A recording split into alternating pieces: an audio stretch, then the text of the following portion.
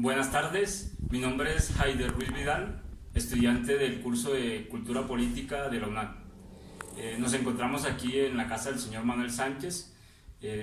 Procederemos a hacer una entrevista a algunos términos de cultura política. Señor Manuel Sánchez, buenas tardes. Buenas tardes. ¿Qué diferencias, similitudes y relaciones encuentra usted entre Estado, nación y gobierno? Empecemos por definirlas.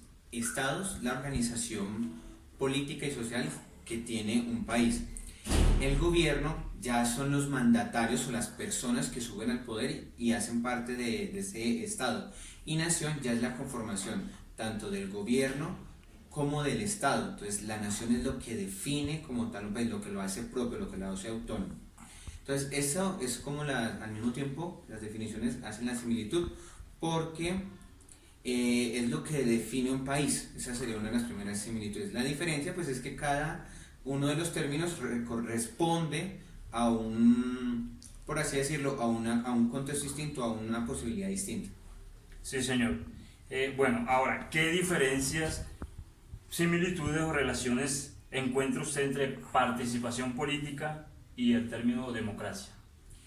Participación política es el derecho que tiene cualquier ciudadano, cualquier persona para, digamos así, aspirar al gobierno. Es decir, la participación que yo puedo ejercer como ciudadano a aspirar, no sé, a ser presidente, a ser alcalde, esa es mi participación, o al mismo tiempo a promover para que una persona sea presidente, una persona sea alcalde, esa es mi participación política.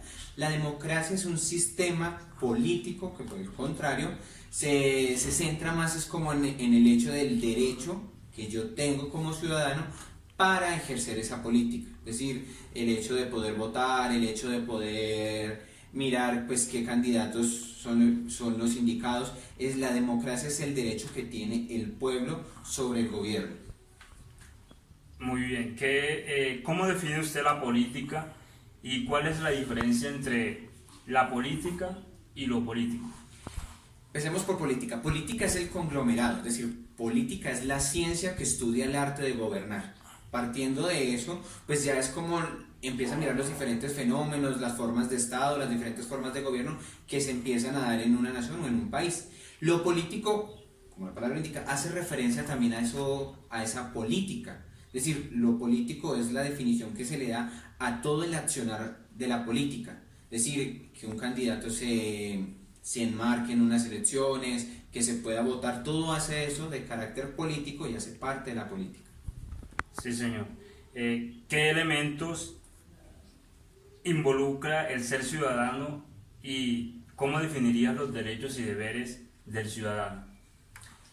El ser ciudadano, en un primer momento, pues partamos de que son todas las personas que hacen parte de una nación.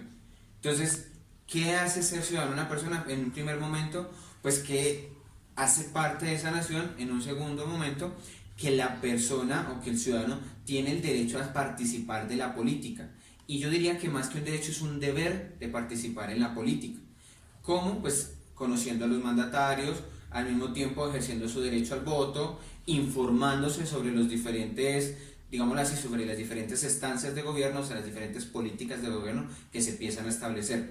Y pues por así decirlo, los derechos y los deberes de un ciudadano son las obligaciones que éste tiene. Es decir, yo como ciudadano tengo el derecho a que se me respeten ciertas cosas, pero también tengo la obligación de cumplir otras. Entonces eso es lo que me define al mismo tiempo como ciudadano, que tengo unos derechos y al mismo tiempo unos deberes.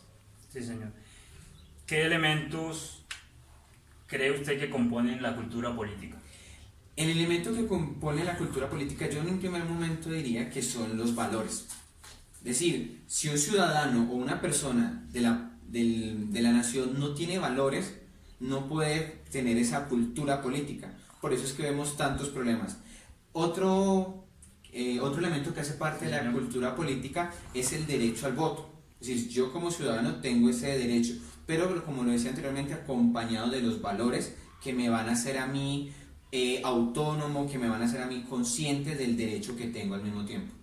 Otro elemento que compone también la cultura política es el conocer, el estudiar, el saber cuáles son las políticas de gobierno, cómo está la situación política de mi país, cómo están los gobernantes de mi país. Eso hace parte de la cultura política. Bueno, señor Manuel, muchas gracias y agradezco mucho su participación.